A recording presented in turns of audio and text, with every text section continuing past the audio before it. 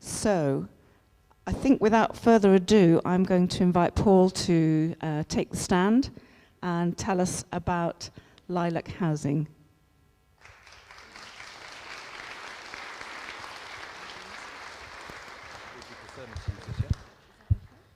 Great, thank you very much, thank you. Great, yeah, sure. That was you, that's Linda, that's me, there we are, there's me. There we go. Okay, thank you. So by way of context, I'm going to make some introductory points before I start to talk about the LILAC Housing Project where I live, and I'm one of the co-founders, so I've lived in this project in Leeds for 10 years. But I mainly want to focus just for the first few minutes on our broken housing system and why we've got here and what we can do about it. In my day job, I'm a geographer. I'm an urban geographer. I'm a professor of urban futures. So I used to call myself a radical geographer, which I think is a good way for me to open this conference because we're talking about radical housing. But you know, I think we could drop the word radical, and I think given the context we're in, this is about common sense ideas. So this is about common sense housing in the face of a really broken system, and we really need to unpack the nature of the kind of business as usual model which we're facing and its deep dysfunction. So that's what I want to do, is lay down a bit of a context for this broken housing system and what we can do about it. And I want us to really foreground these converging emergencies, because look, we can't have this conference again in 10 years. That's the point, yeah? We have to take emergency style action over the next 10 years on a number of different fronts, and we need policy and practice to align with those emergencies. My work these days focuses on what we call the know-do gap, the gap between what we know and what we do. And we must reduce that gap rather urgently because of the evidence which is coming out on a whole bunch of fronts right in our society, especially in terms of some of the things Linda talked about and the climate emergency. You know, climate isn't changing, it's breaking. I don't use climate change, I use climate breakdown. The climate is broken, it's not changing. Changing is nice. There's a dangerous breakdown going on in our Earth system, and it's really important we understand how housing is a component of that, right? We're going to miss, if we're on track to miss the Paris Agreement targets, it's rather sobering, and we need to take urgent action on that. And we know the policy measures which would get us back on track. Nature, we know that almost half of all non-human species are under threat on the planet. How does housing contribute to that? The deep social inequalities, yeah? Not just on a global level, which is terrifying, the kind of figures, but just the daily reality of the grind of social inequality in our country, which is perpetuated through the housing system. And then resource use, the sheer resource throughput which our housing systems facilitate, yeah? So we just have to act like it's an emergency, yeah? Greta Thunberg's words have rung with me for years now. The Intergovernmental Panel on Climate Change have been really clear. Look, if we're policymakers, these are the words we have to develop our policy around.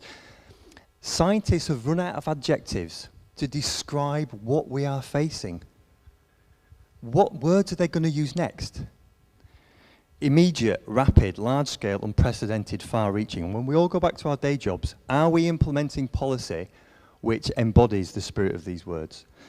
So the time for tinkering's over. It's time for some kind of system change, but we can see, so the interesting thing is, we can see the housing as part of a housing system. So I'm kind of interested in changing individual houses, but I'm interested in changing the housing system, how housing is produced. I don't want to change one house, I want to change how the system which produces housing, right? That's what our game is here. So 10 reasons why our housing system is broken, and I've got 10 reasons how we can fix it. So it's not all bad news. Look, the first one is that, I mentioned already, our housing's driving climate breakdown. Yeah, we know that 38% of global emissions comes from buildings, operational or construction, right? Cement, steel, high embodied carbon materials. But it's not just about the materials, it's about how we live in our buildings, yeah? We are simply living in ways and in buildings which are pushing the biosphere to its limits and beyond its limits, right? So it's very clear we need a very new type of housing. We need to build differently, we need to live differently. And the great thing about Agile and engaging with practitioners in the room is that we all know how to do this stuff. We know how to build zero carbon communities, right? And our housing is driving habitat loss. Look, you know, just some of the parlous kind of like the shameful designs which are going, you know, we've lost a sense of how to design. Not for humans, but for interactions between humans and non-humans, yeah? That's what good placemaking is about. How do we bring non-humans back into this? And also, how do we build nice places for humans also as a result? And our housing is simply unaffordable. There are so many graphs I could have chosen here, and, you know, and there's more experts in the room here, but there's just a couple, you know, the huge gap between salaries and house prices, which the two lines on the graph are still going completely different directions, yeah? And then just the amount of debt in housing, yeah? Household income tied up with debt, household income tied up with household debt is just unsustainable. How do we kind of prick those housing bubbles? And that's it. How do we just get beyond this business as usual model of ceaseless economic growth on a finite planet? Yeah, that's the key thing.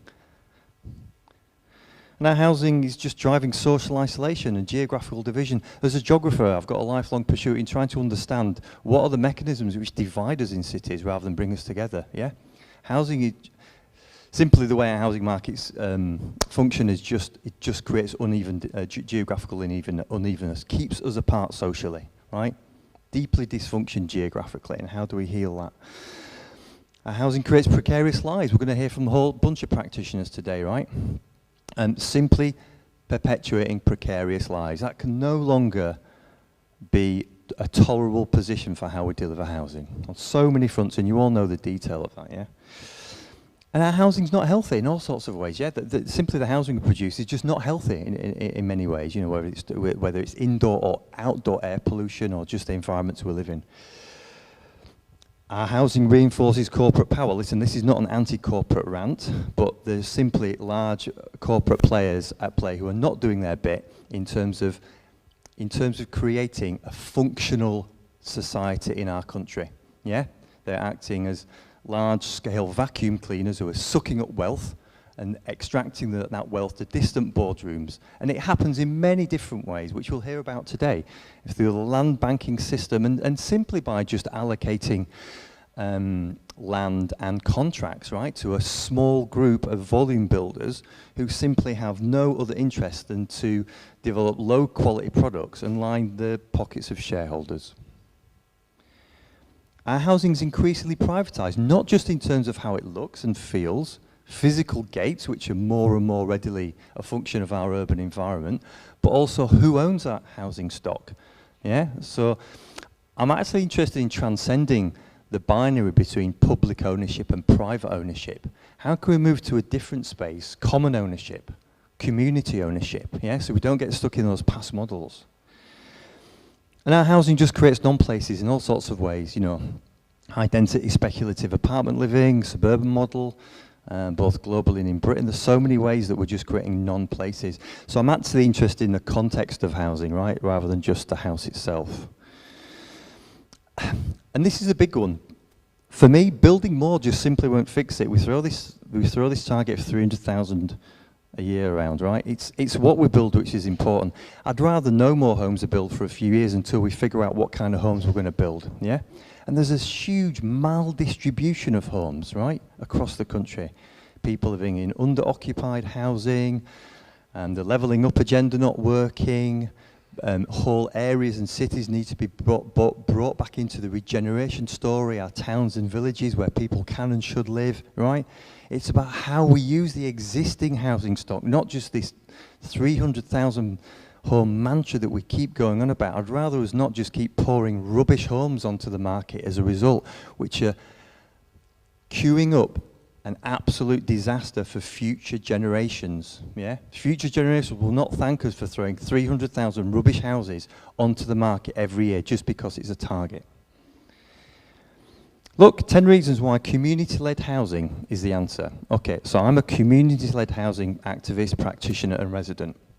I believe there's a new way forward for housing which can deliver at scale, which can solve all those problems.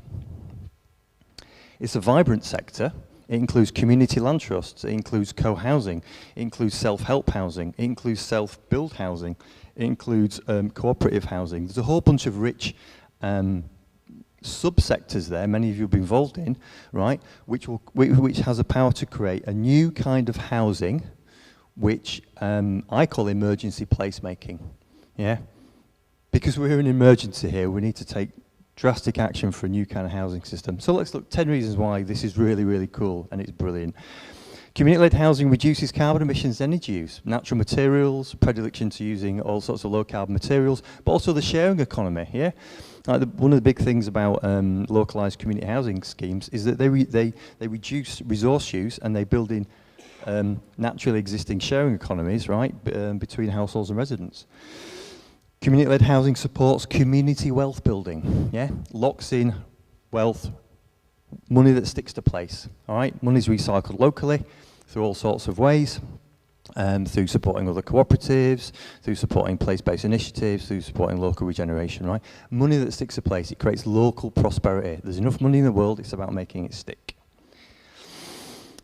Community-led housing promotes renewable energy, right? So we know this. We know that put people at the forefront of stuff, and they want to see good quality renewable energy as part of their infrastructure, and they'll do this, right? Whatever's locally sensitive.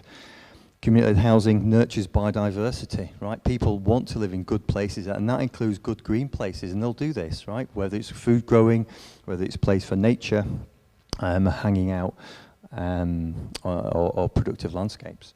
Community-led housing reduces car dependency. We know that if people get together and help design their own communities, they will design out cars in two levels: design segregation and design car segregation and car reduction. Look, if we can't reduce the number of cars in our society just now, we can at least segregate them. We don't all have to have our cars as close to our beds as possible. There is a different way here, and some community-led housing schemes are showing the way. Community-led housing promotes net zero placemaking, the rich tapestry of places that needs to be rewoven, and focusing on the spaces between homes, right, as the good quality environments where we do live out our lives, so we don't just have to rush back to our front doors, close our houses and live our lives behind our closed doors. It's the space between buildings, as Jan Gill said, which is so important to our well-being and our prosperity, yeah? Community housing empowers and involves in so many ways, creating communal spaces where people can gather, right? So important, getting those cars out of the way creates places where people can gather and be volunteers, be civic activists, and creates a rich civic life, which this brilliant country of ours is based upon. Community-led housing stimulates new delivery models, both retrofit and new build, right? So what we're seeing from the community-led housing sector, all those models I mentioned, is innovation, right? It's innovation in terms of how you get money together, how you pay for this stuff, how you borrow money, and how you distribute it amongst members and tenants and owners. There's a whole bunch of amazing delivery models coming through custom build, through WikiHouse, through you name it, and there's Agile, and doing all sorts of amazing stuff, right, in terms of how do we harness the huge wealth in our society to deliver new kind of housing products. Community-led housing creates, you know, and again, creates that financial and legal innovation. It's about what new kinds of legal ownership through communal, community and common ownership, and different ways of money distributing through the housing system, yeah? So people feel new forms of ownership and security through new forms of tenure and finance. And all these models are being explored through different community housing projects in these different sectors, right? So how do we kind of like, the key thing is this is still micro innovation. We need to scale it up, right? So we need the local state and the national state to back this, to be the enablers of that innovation, yeah? These micro projects can't do it on their own. What we don't want in 10 years' time is just to have another handful of lovely micro projects. We need mass scaling up now of these projects. And community-led housing encourages new models for land ownership. This is the key. The land market in Britain is so dysfunctional. It's one of the key aspects of our dysfunction.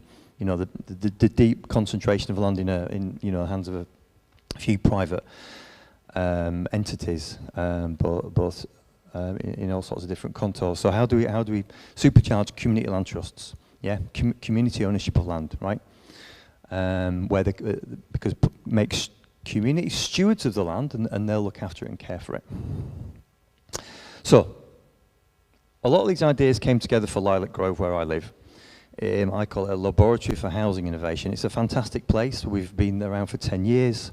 So I'll just say 2 or 3 minutes about Lilac before I end for questions.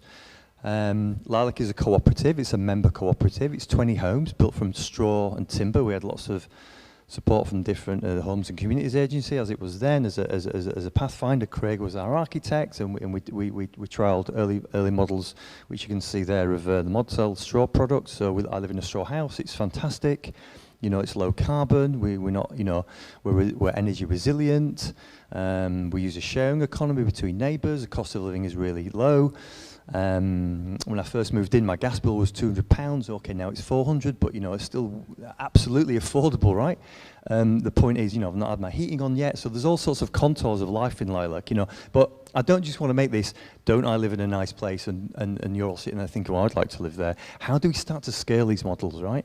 So how do we take that cooperative ownership model, the community land trust model, the co-housing design model that we use, yeah, and lock all this into the low carbon natural material model and scale that, because it was all doable. It took us a long time on that development journey. There's 54 there's 54 people, 13 kids. We have a great time. You know, one of the most wonderful aspects about living in Lilac is the kids run around the site. They have a different neural network now. They come out of their front door. They meet neighbours in a different way. They're not worried about cars. They've got friendship networks. This is kind of like ancient village life, which we've lost a sense of in this country because of all sorts of reasons. We could go into the questions. But, you know, one of the key things which this is all based around is this mutual home ownership model. It's a new form of tenure, yeah? So it's like home ownership, but it's mutual home ownership. It decommodifies housing, right? I can talk a little bit about this in the questions, but essentially the value of the home is linked to wages and not the local market prices, right? So the value of the home goes up a little bit with wages, but not the market value. So over 10 years, the houses have pretty much just gone up with wages, and then they've stayed relatively affordable, while houses around have escalated. There's pros and cons here, you're probably thinking. So the pros, the big benefit is that it stays permanently affordable, right, for future generations. The others is that unless you have lots of these products, it's actually quite difficult to get back into a housing market that's escalating. But we made a stand. We said, somebody's got to do something different as the housing market collapses around us. So when we got together to develop this idea 15 years ago, we said, look, we've got to put a marker in the sand. Somebody's got to do something different. We've got to provide some kind of hope and example that housing has a different kind of housing has a future. And, you know, so we're a co-op. We have long meetings. We do have long meetings, but, you know, but think about all the time you spend managing your own house, right? We just wrap that up and make it collective, which is much more fun, actually, because you feel supported in those decisions, rather than those moments where you might just be sat at the dinner table on your own thinking, how do I fix my own house and how do I pay the bills, yeah? So we're in it together in that sense, and that's really important. And so we recently did a study with some of my master's students, and my current master's students are here today as well, so there's a rich seam of knowledge here. What was the impact of Lilac? You know, what have we achieved? And it's on our website, so lilac.coop. You can check out our website and download our impact report. lilac.coop, that's C-O-O-P. But this is just one graphic from that report. And look, you know, if every home in the UK was like a Lilac home, these would be the kind of savings we would yield, yeah? And these are just some of the environmental savings, yeah? Because our car use is massively reduced, yeah? Our energy is 70% less than a normal home. Our car use is far less than that. Our water use is down.